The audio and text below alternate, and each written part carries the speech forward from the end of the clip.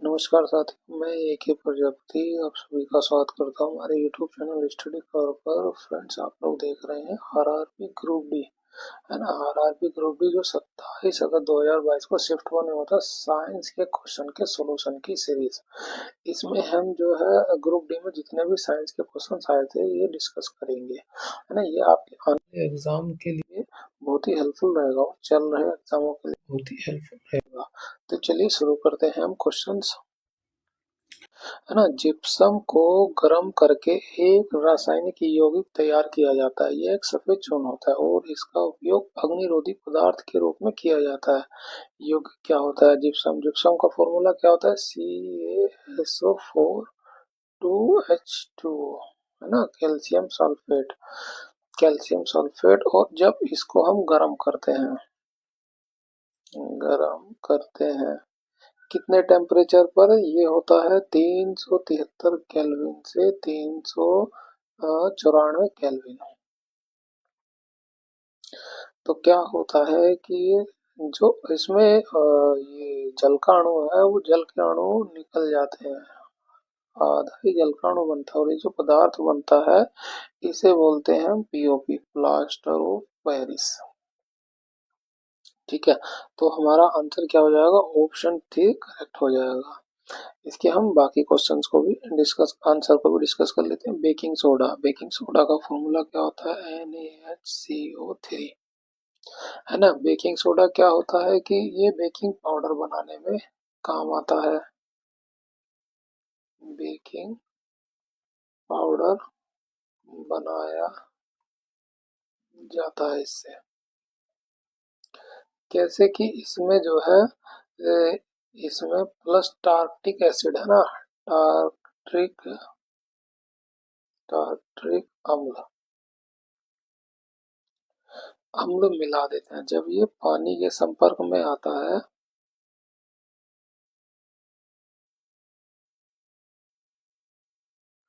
आकर CO2 gas को release करता है ना। और तो जो हमारा जो ऐसे गुंधा हुआ आटा है वो फूल जाता है, वो इसी वजह से फूलता है। तो ये बेकिंग पाउडर बनाने में काम आता है। इसका एक और काम होता है, ये एंटा एसिड होता है ना। एंटा एसिड की तरह भी यूज किया जाता है। एक और होता है मिल्क ऑफ मैग्नीशिया, MgOH2। ये भी एंटा एसिड के रूप में ही इस्तेमाल किया जाता है। ठीक है। धावन सोडा।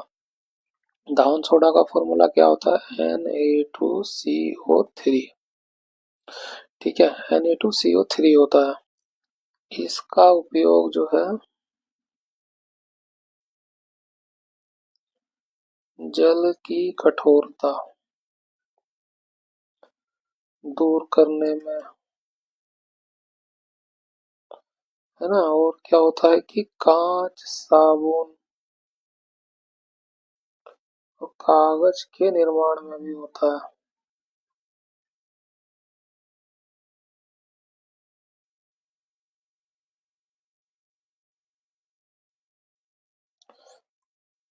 इसको आप याद रखिए। और सोडियम हाइड्रोक्साइड, इसका फॉर्मूला क्या होता है? NaOH। NaOH क्या होता है? ये प्रबल क्षार होता है। इसका pH मान होता है 14। आप इसको भी ध्यान रखिए। नेक्स्ट क्वेश्चन, निम्न में से किस प्रकार के प्रतिबिंब पर्दे पर प्राप्त होते हैं? देखिए, पर्दे पर जो प्रतिबिंब प्राप्त होते हैं वो होते हैं वास्तविक। ठीक है। अब वास्तविक प्रतिबिंब जो है वो छोटा भी हो सकता है और बड़ा भी हो सकता है। ऑप्शन चेक करें। वास्तविक, वास्तविक, बड़ा और छोटा। तो ए और बी हमारा हो जाएगा। आभासी प्रतिबिंब कभी नहीं प्राप्त किया जा सकता। तो आंसर क्या हो जाएगा? ए और बी दोनों। ऑप्शन 3 का हमारा ये करेक्ट हो जाएगा। नेक्स्ट क्वेश्चन, निम्नलिखित में से किस यौगिक का उपयोग श्वेत Shyam, black and white photography में किया जाता है? वो होता है सिल्वर क्लोराइड और सिल्वर ब्रोमाइड, AgCl और AgBr। क्यों? क्योंकि ये दोनों ही प्रकाश के प्रति संवेदनशील होते हैं।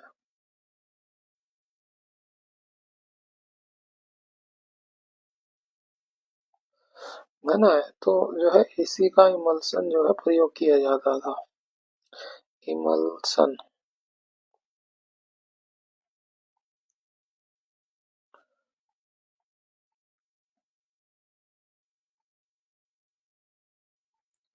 जो पुराने कैमरे होते थे उनमें ये इस्तेमाल किया जाता था, अब तो डिजिटल कैमरे आ गए, इनकी जरूरत है ही नहीं। नेक्स्ट क्वेश्चन, एक धारावाही प्रणालिका में के लिए इनमें से कौन सा कथन सही है ना। धारावाही प्रणालिका क्या होती है, वो ये होती है, ठीक है। इसका एक सिरा बैटरी से जोड़ देंगे। मान लीजिए धारा अगर इधर से प्रवाहित हो रही है तो इस तरह से फ्लो हो जाएगा, है ना। तो इसके अंदर क्या होता है कि अंदर एक सीधी रेखाएं बनेगी चुंबकीय क्षेत्र की, और बाहर जो इस तरह से बनेगी, ठीक है। और ये साउथ पोल हो जाएगा, ये उसका नॉर्थ पोल हो जाएगा, धारा इस तरह से जाएंगी ये, अंदर जो है साउथ से नॉर्थ की तरफ और बाहर जो है नॉर्थ से साउथ की तरफ जाती है, ठीक है। इसे बोलते हैं धारावाही प्रणालिका। इसका उपयोग किस लिए किया जाता है, मृदु लोहे के छड़ को चुंबकित करने के लिए।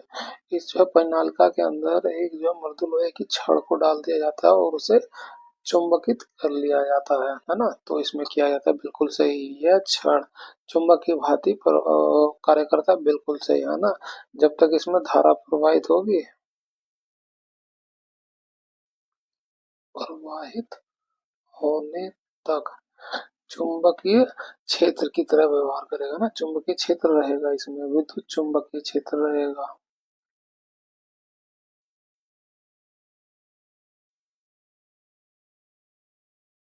क्षेत्र बना रहेगा जब तक विद्युत प्रवाहित करेंगे। तीसरा क्या कहा जा रहा है, क्षेत्र रेखाएं संकेंद्रित वृत्त होती है, नहीं वृत्त नहीं होते, क्योंकि अंदर जो है ये सीधी रेखाएं होती हैं और बाहर जो है इस तरह से होता है, तो ये संकेंद्रित वृत्त नहीं होता है। तो हमारा पहला और दूसरा ऑप्शन सही है, तो आंसर क्या हो जाएगा, ऑप्शन थ्री का एक और दो करेक्ट हो जाएगा। नेक्स्ट क्वेश्चन,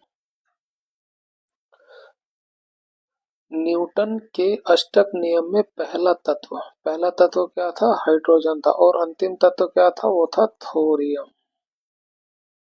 ऑप्शन वन हमारा करेक्ट हो जाएगा, है ना। न्यूटन ने जो है अष्टक नियम क्या था कि उसने जो है इसे परमाणु, है ना, परमाणुओं को परमाणु द्रव्यमान के बढ़ते क्रम में रखा।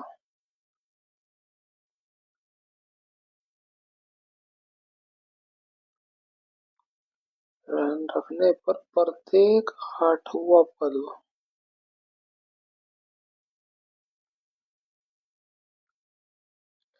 प्रत्येक आठवां परमाणु पहले के समान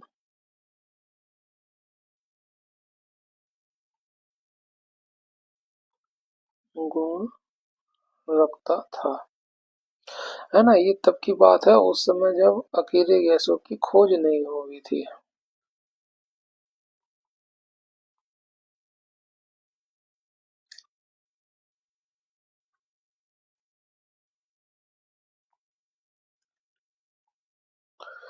तो यहाँ पे हमारा ऑप्शन क्या हो जाएगा, हाइड्रोजन और थोरियम। नेक्स्ट क्वेश्चन, निम्नलिखित में से कौन सा जीव पर्यावरण को स्वच्छ रखने में सहायता करता है। वो होते हैं जीवाणु और कवक। क्यों, क्योंकि ये डिकम्पोजर होते हैं, डिकम्पोजर, है ना। क्या करते हैं, ये अपघटक होते हैं, हिंदी में कहें तो, क्योंकि ये अपघटक अपघटक के रूप में कार्य करते हैं,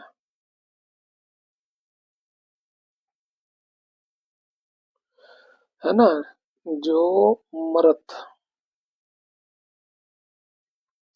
जीवों को विघटित कर विघटित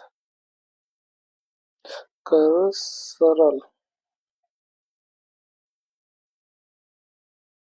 कार्बनिक पदार्थों में तोड़ते हैं, है ना। इसलिए ये पर्यावरण को स्वच्छ करते हैं। क्यों? मृत जीव होंगे वो सड़ेंगे, सड़ते रहेंगे इस तरह से, तो वो उसे विघटित करते हैं, सरल कार्बनिक पदार्थों में जो तोड़ते हैं, और इस तरह से वायुमंडल को ये जो है स्वच्छ करते हैं। जीवाणु, जीवाणु क्या होता है? ये प्रोकैरियोटिक होता है, प्रोकैरियोटिक, एक कोशीय जीव होता है। और कवक, कवक क्या होता है? ये यूकैरियोटिक होता है, कैरियोटिक, है ना। ये एक कोशीय और बहुकोशीय दोनों होते हैं।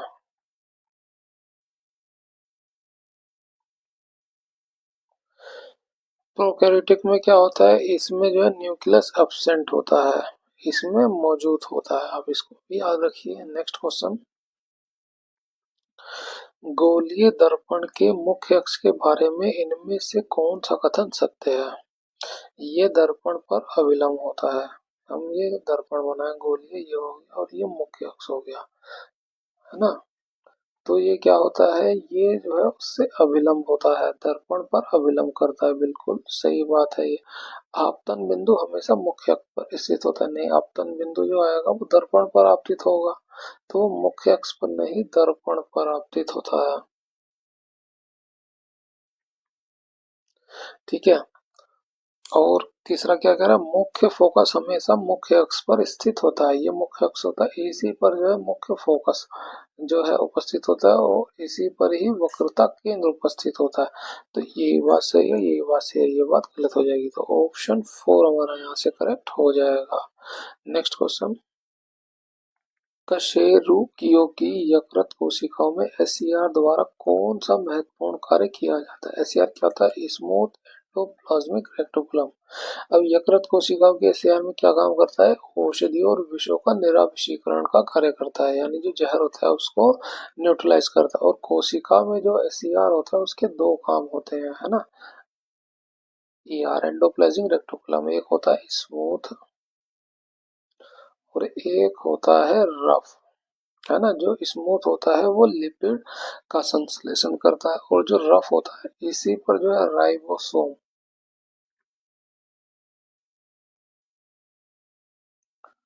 चिपका होता है। रफ होता है ना, इसीलिए इसमें चिपका होता है, जो प्रोटीन का संश्लेषण करता है ना, प्रोटीन का निर्माण करता है।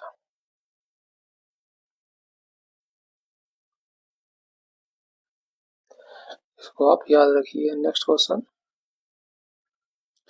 विद्युत मोटर का कौन सा भाग उसमें प्रवाहित धारा, है ना, के प्रवाह की दिशा को उलटता है? जो उलटने का काम करता है वो करता है स्प्लिट रिंग। ठीक है, इस बात को आप याद रखिए। देखिए मैं बनाता हूँ एक स्केच। ये होता है हमारा आर्मेचर ना, ये इस तरह से होता है। अब वो जो है इस पे जो इस तरह से, ये जो इस तरह से लगा रहता है इसकी तरफ, है ना, इसी को बोला जाता है, ये स्प्लिट रिंग होती है ना। इसी स्प्लिट रिंग पर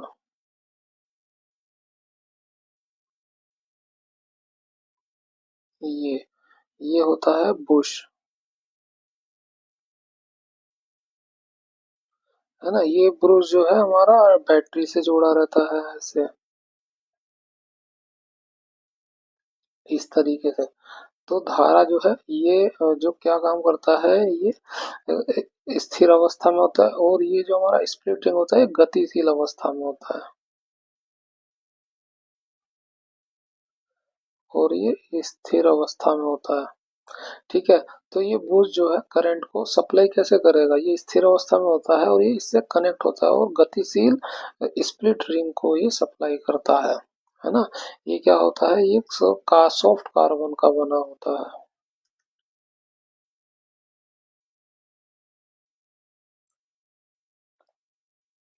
ग्रेफाइट, है ना। स्प्लिट रिंग का प्रयोग किया जाता है डीसी मोटर में। या देखिए ये होता है आर्मेचर, क्या होता है, कोइल्स ही होती हैं, ये कोइल्स का गुच्छा होता है, उस पे ही स्प्लिट रंग लगा रहता है जो ये घूमता रहता है। तो गति की दिशा को कौन जो है उलटता रहता है, वो स्प्लिटिंग उलटता रहता है। और गतिशील को जो है स्थिर बुश के स्थिर जो सप्लाई करंट कौन कैसे प्रभावित होती है, वो बुश के सहायता से होती है। इसको भी आप याद रखिए ना। नेक्स्ट क्वेश्चन, बल्ब के फिलामेंट में डैश के प्राप्त करने के लिए अत्यंत पतला और लंबा बनाया जाता है ना। जितना पतला बनाएंगे प्रतिरोध उसका उतना ही अधिक होगा। तो उच्च प्रतिरोध जितना ज्यादा होगा वो उतना ही ज्यादा चमकेगा। ठीक है, इसको आप याद रखिए। नेक्स्ट क्वेश्चन, जब परमाणु क्रमांक डैश और नाभिकीय परमाणु डैश, तब नाभिक और संयोजी इलेक्ट्रॉनों के बीच आकर्षण बल है। इसलिए लिथियम से फेरोन तक परमाणु त्रिज्या है ना। देखिए लिथियम जो है लेफ्ट साइड में हो गया और ये फेरोन राइट साइड में हो गया, तो लेफ्ट से राइट की तरफ जा जाते हैं, त्रिज्या जो है घटती है। त्रिज्या घटती है, लेफ्ट से राइट में जाएंगे परमाणु क्रमांक बढ़ेगा, नाभिकीय आवेश बढ़ेगा, है ना। ये बढ़ेगा लिखना है यहाँ पे। और आकर्षण बल बढ़ेगा, घटेगी तो क्या घटेगी, त्रिज्या। तो ऑप्शन 3 हमारा करेक्ट हो जाएगा, बढ़ेगा बढ़ेगा बढ़ेगा और ये घटेगा। नेक्स्ट क्वेश्चन, एक धुएं से भरे कमरे में प्रवेश करने पर प्रकाश की एक बारीक किरण इनमें से किसके कारण दिखाई देती है। वो होता है प्रकाश का परिकीर्णन, है ना। जब जो है इसमें बारीक कण मौजूद होते हैं तो क्या होता है कि उसमें जब प्रकाश पड़ता है तो उसकी स्कैटरिंग होती है, जिसे परिकीर्णन बोलते हैं, है ना। इसी इफेक्ट के कारण क्या होता है कि हमें आकाश का रंग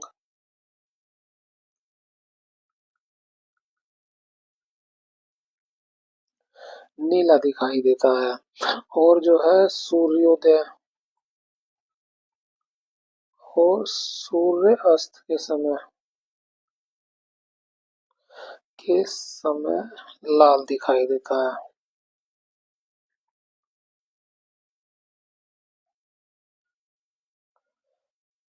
ठीक है, इसको आप याद रखिए। प्रकाश का अपवर्तन क्या होता है कि जब प्रकाश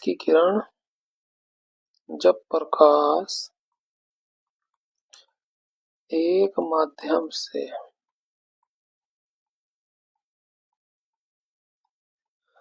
दूसरे माध्यम में गुजरता है तो वह मुड़ जाता है ना। जैसे हमने ये हो गया सरल माध्यम और ये हो गया विरल माध्यम, सघन माध्यम, है ना। सघन माध्यम, सरल लिख रहा हूँ, ये विरल माध्यम है ना, सघन माध्यम। और ये होता है अविलंब। तो क्या होगा कि जब सरल से विघन की तरफ जाएगा तो प्रकाश की किरण जो है अविलंब की ओर झुक जाएगी, है ना। सरल से विघन की ओर प्रकाश की किरण अविलंब की ओर झुक जाएगी।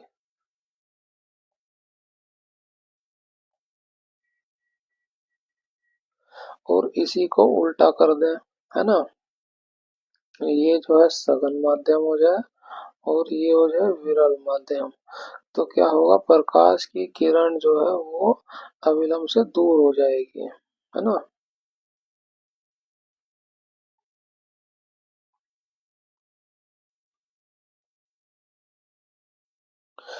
है ना, यही जो है प्रकाश का अपवर्तन होता है। इस घटना को स्नेल नियम द्वारा परिभाषित किया गया है। इसको भी आप याद रखिए, स्नेल नियम द्वारा परिभाषित किया गया है।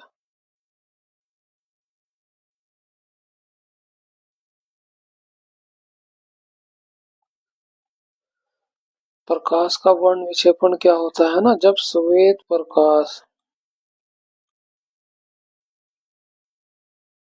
प्रिज्म से गुजरता है तो क्या होता है कि वो 7 अलग अलग रंगों में बिखर जाता है, जिसे बोलते हैं विबग्योर।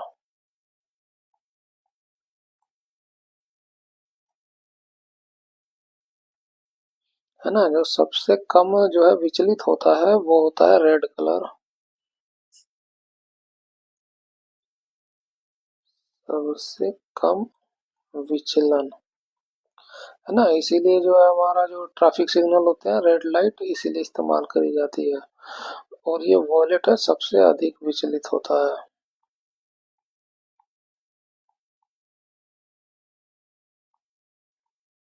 सबसे कम विचलन होगा तो ज्यादा दूर तक जाएगा, इसीलिए सिग्नल्स पे रेड कलर लगाया जाता है ताकि वो दूर से ही दिखाई दे जाए। ठीक है। प्रकाश का परावर्तन क्या होता है? जब प्रकाश जो है चिकनी सतह पर आती है तो परावर्तित होती है ना। आकर उसी माध्यम में परावर्तित हो जाती है तो उसे प्रकाश का परावर्तन कहते हैं। ठीक है ना। Next question. श्वसन तंत्र का कौन सा भाग वायु मार्ग को बंद होने से रोकता है? वो होता है उपास्थि के छल्ले।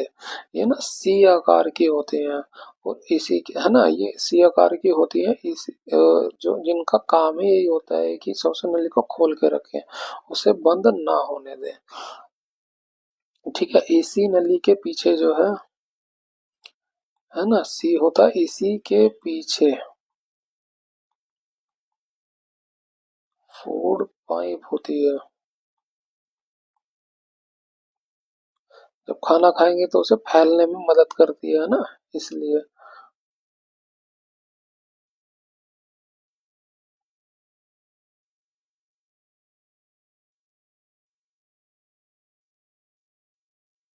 इसलिए ये जो छल्ले होते हैं ये सी आकार के होते हैं। मैं इसका एक इमेज लगाता हूँ।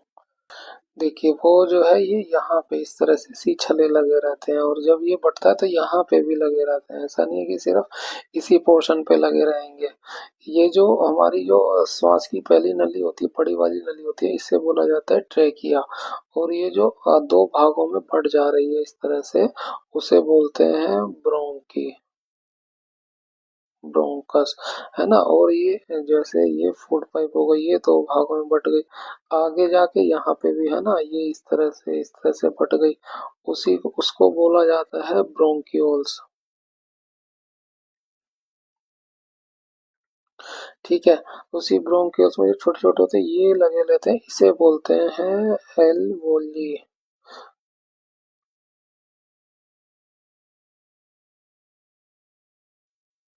ठीक है। एल्वोली, एल्वोली का ही जो काम होता है वो गैस एक्सचेंज का होता है।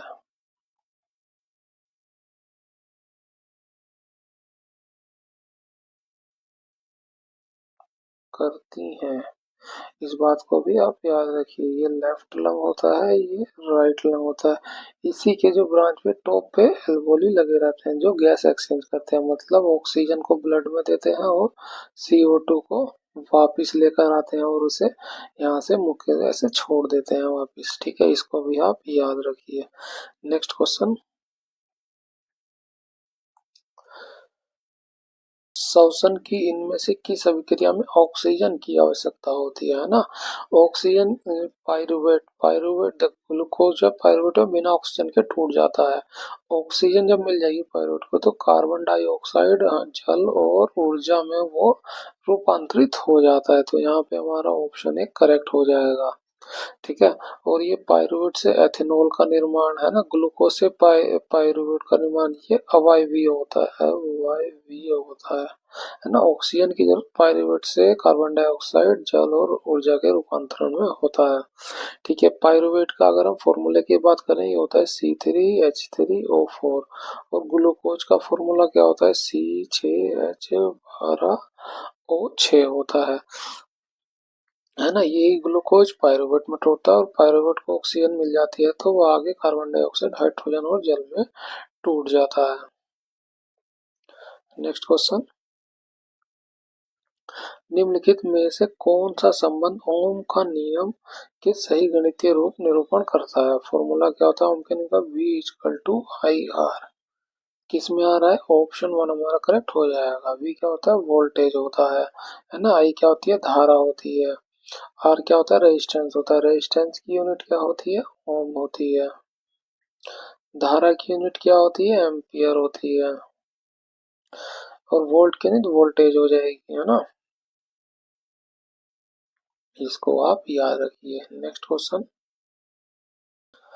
वह प्रक्रिया जिसके द्वारा जल रिसकर भूमि प्रवेश करता है डैश क्या है, वो होता है अंतःस्यंदन। ठीक है, इसको आप याद रखिए। भूमि में प्रवेश करने पर वाष्पोत्सर्जन क्या होता है, जब पौधे जो है अतिरिक्त जल को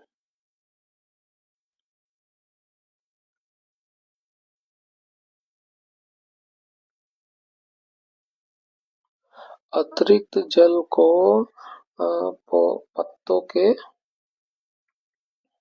स्टोमेटा रंध्र से है ना,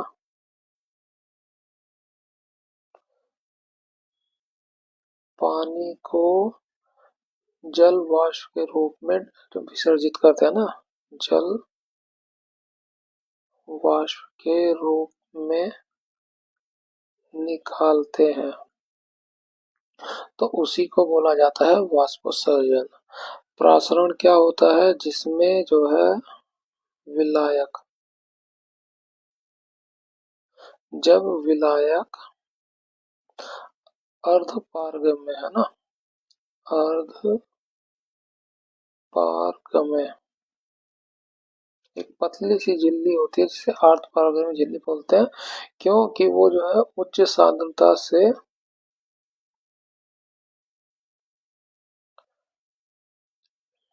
निम्न सांद्रता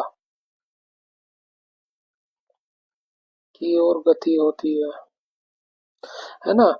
जो कोई विलायक होता है वो जो है उच्च सांद्रता निम्न सांद्रता की ओर गति होती है, तो इसे बोला जाता है परासरण। भस्मीकरण क्या होती है, जलाने की प्रक्रिया होती है, इसमें ऊष्मा उत्पन्न होगी।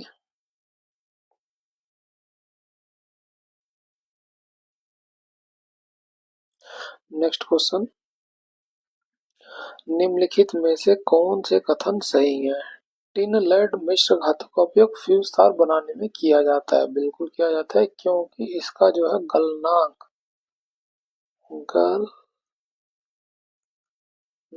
बहुत कम होता है ना। फ्यूज को विद्युत विद्युत में तार से जोड़ा जाता है, बिल्कुल सही, क्योंकि इसका गलनांक कम होता है। अगर सर्किट में कोई दिक्कत होती है तो ये पिघल करके उसके पूरे सिस्टम को बचा लेगा, तो ये बात है, ये भी सही है।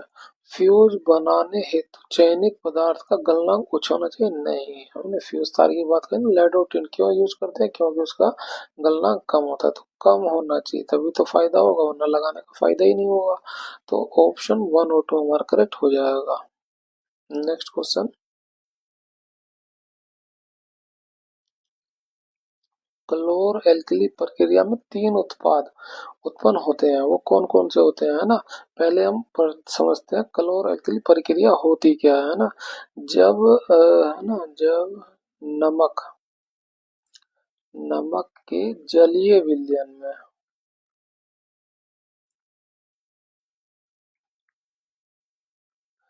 धारा प्रवाहित करते हैं, जिसे विद्युत अपघटन कहते हैं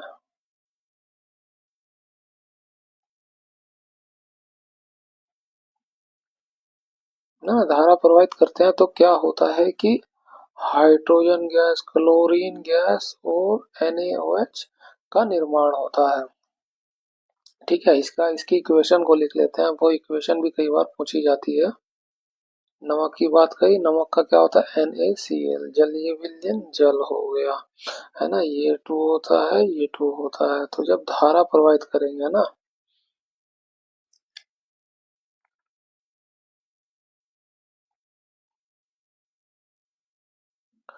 क्या होगा, 2NaOH बनेगा, क्लोरीन गैस बनेगी और हाइड्रोजन गैस बनेगी, है ना। तो पूछा गया कि 3 उत्पाद कौन कौन से है, तो NaOH बनेगा, sodium hydroxide, chlorine gas, hydrogen gas, है ना। Hydrogen gas, chlorine gas, NaOH, इसका निर्माण होता है। ऑप्शन 2 हमारा करेक्ट हो जाएगा। अब देखिए, क्लोरीन से ही जो है क्लोर लिया गया है, ठीक है, क्लोरीन से ही जो है क्लोर लिया गया, और NaOH ये क्षार होता है, क्षार को ही अल्कली बोलते हैं।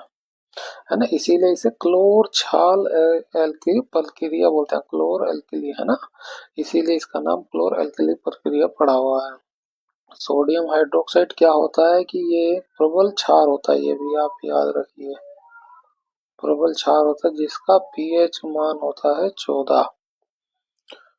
ठीक है, और भी चीजें पूछ ली जाती हैं, जैसे कि हाइड्रोजन, हाइड्रोजन कहाँ बनता है, ये कैथोड पर बनता है। क्लोरीन जो है ये एनोड पर बनता है।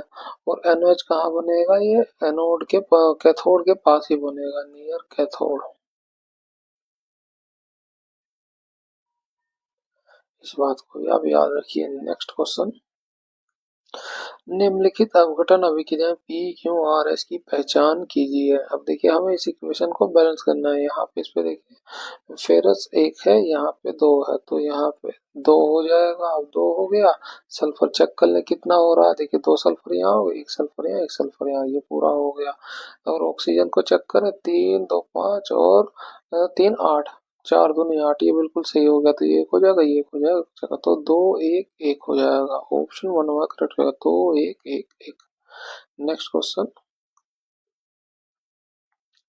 निम्नलिखित असंतुलित समीकरण द्वारा निर्दिष्ट किए गए अनुसार प्रकाश संश्लेषण की प्रक्रिया क्रम से कितने जल और हाइड्रोकार्बन डाइऑक्साइड अणु भाग लेते हैं ना। प्रकाश संश्लेषण देखिए होता कब है, पर सूर्य के प्रकाश की उपस्थिति और क्लोरोफिल की उपस्थिति में। इस बात को भी याद याद रखिए, है ना। कब हो, उसमें कितने अणु भाग लेते हैं, जल के 6 अणु भाग लेते हैं और कार्बन डाइऑक्साइड के 6 अणु भाग लेते हैं। तो किसका निर्माण होता है, C6H12 O6 क्या होता है, ग्लूकोज होता है ना। और ये ऑक्सीजन होता है, ऑक्सीजन। और जल का निर्माण होता है। तो कितने अणु भाग लेते हैं, जल के और कार्बन डाइऑक्साइड के 6 अणु। ऑप्शन 3 हमारा यहाँ से करेक्ट हो जाएगा। नेक्स्ट क्वेश्चन, यदि एक आपतित प्रकाश किरण किसी अवतल दर्पण के वक्रता केंद्र से गुजरती तो आपतित किरण और परावर्तित किरण के बीच कितने डिग्री का कोण होगा। देखिए जब ये अवतल दर्पण हो गया है ना, ये हो गई मुख्य अक्ष, क्या, और ये होता है उसका वक्रता केंद्र, ये हो गया फोकस किरण। जब आप आपतित किरण किसी अवतल दर्पण के वक्रता केंद्र थे, आपतित किरण जो है अवतल दर्पण के वक्रता केंद्र से गुजरेगी, तो क्या होगा, वो उसी दिशा में ही वापस लौट जाएगी। तो क्या हो जाएगा, कितने का एंगल बनेगा, 0 डिग्री का। ऑप्शन वन हमारा करेक्ट हो जाएगा। नेक्स्ट क्वेश्चन, दी गई तालिका में गर्भ निरोधन की 4 विधियां और उनके कार्य करने के तरीके को दर्शाती है। कौन सा विकल्प इनके सुमेलन को दर्शाता है। ये ए हो गया, ये बी हो गया, ये सी हो गया और ये डी हो गया। ये एक हो गया, ये दो हो गया, ये 3 नंबर हो गया और ये 4 नंबर हो गया। ठीक है, अब देखिए कॉपर का इस्तेमाल किस लिए किया जाता है, ये जो है निषेचन को रोक देता है ना, फर्टिलाइजेशन ही नहीं हो पाएगा, है ना। तो ए का क्या हो जाएगा, वो हो जाएगा 4। और ये जो पिल्स होती हैं, ओरल पिल्स होती हैं, ओरल पिल्स का क्या काम होता है कि ये रोपण को रोकता है, रोपण को, रोपण कहने का मतलब है जो शुक्राणु होता है वो गर्भाशय तक पहुंच ही नहीं पाता है। एक इमेज लगा देते हैं, देखिए ये होता है गर्भाशय, और ये होती है कैर्विक्स, है ना, ग्रीवा जिसे बोलते हैं। तो जो क्या होगा कि रोपणी है, ग्रीवा जो यहाँ गाढ़ा गाढ़ा हो जाएगा, तो स्पर्म जो है पहुंच ही नहीं पाएगा गर्भाशय तक, तो वो रोपण को रोक देगा। बी का क्या हो जाएगा, तीसरा हो जाएगा कंडोम। कंडोम का क्या काम होता है कि ये शुक्राणु ग्रीवा तक पहुंच नहीं देगा, ये यहाँ तक पहुंच ही नहीं पाएगा, वो कंडोम में ही रुक जाएंगे सारे स्पर्म। तो क्या हो जाएगा, ऑप्शन 2 इसका करेक्ट हो जाएगा। और ये नीति का उच्छेदन है ना, ट्यूबेटोमी, टोमी का मतलब काट छाट होता है जैसे, है ना। तो उसमें क्या करते हैं कि जो ये फेलोपियन ट्यूब होती है उसको काट देते हैं या इसे बांध देते हैं। तो क्या होता है, जो ओवल जो अंडा होता है वो यहाँ से बाहर ही नहीं आ पाता, बाहर गर्भाशय में ही नहीं पहुंच पाएगा। गर्भाशय में नहीं पहुंचेगा तो जो है जनन ही फर्टिलाइजेशन ही नहीं होगा, तो क्या हो जाएगा, अंडाणु गर्भाशय तक नहीं पहुंच पाता है। ठीक है, तो इसका जो है डी का क्या हो जाएगा, वो एक हो जाएगा, अंडाणु गर्भाशय तक नहीं पहुंच पाया। चेक कर लेते हैं, 4 3 2 1, 4 3 2 1, ऑप्शन जो है 4 हमारा करेक्ट हो जाएगा। नेक्स्ट क्वेश्चन, एड्स का पूर्ण रूप क्या है? एड्स का पूर्ण रूप होता है एक्वायर्ड इम्यून डिफिशियंसी सिंड्रोम, है ना, ये एक वायरस है, इसको आप याद रखिए। नेक्स्ट क्वेश्चन, दो क्रमागत सजातीय श्रेणी के सदस्यों के बीच आणविक द्रव्यमान में कितना अंतर होता है? सजातीय श्रेणी है ना, उसका फॉर्मूला क्या होता है, CnH2n+2, है ना, CnH2n+2। अब देखिए एक नंबर रखेंगे तो C एक हो जाएगा और ये H जो है 4 हो जाएगा, दो रखेंगे तो कितना हो जाएगा, C2 हो जाएगा, दो दूनी 4 और 6 है 6 हो जाएगा, और तीन रख दें तो C3 हो जाएगा, और तीन दूनी 6 और 2 8 हो जाएगा। अब आप देखेंगे ये कितना बढ़ रहा है, CH2 बढ़ा यहाँ पे और CH2 यहाँ पे भी बढ़ा, है ना। ये सजातीय श्रेणी होगी, पहला हो गया, दूसरा हो गया, ये उसकी सजातीय श्रेणी हो गई। आणविक द्रव्यमान में कितना अंतर आएगा, CH2 का। तो कार्बन कार्बन का द्रव्यमान कितना होता है, 12, हाइड्रोजन का होता है 1, तो यहाँ पे 2 है तो कितना हो जाएगा, 2, कितना मिलेगा हमें अंतर, 14 का। ऑप्शन 2 हमारा करेक्ट हो जाएगा। इसी तरह की अगली वीडियो हम रीजनिंग की लाएंगे और उसकी अगली वीडियो मैथ की लाएंगे, और फिर अगले शिफ्ट का हम सोल्यूशन देखेंगे। इसी तरह से मिलते हैं आपसे अगली वीडियो में। इस वीडियो की पीडीएफ के लिए आप हमारे टेलीग्राम चैनल स्टडी क्लब को ज्वाइन कर सकते हैं। मिलते हैं आपसे अगली वीडियो में। Thank you.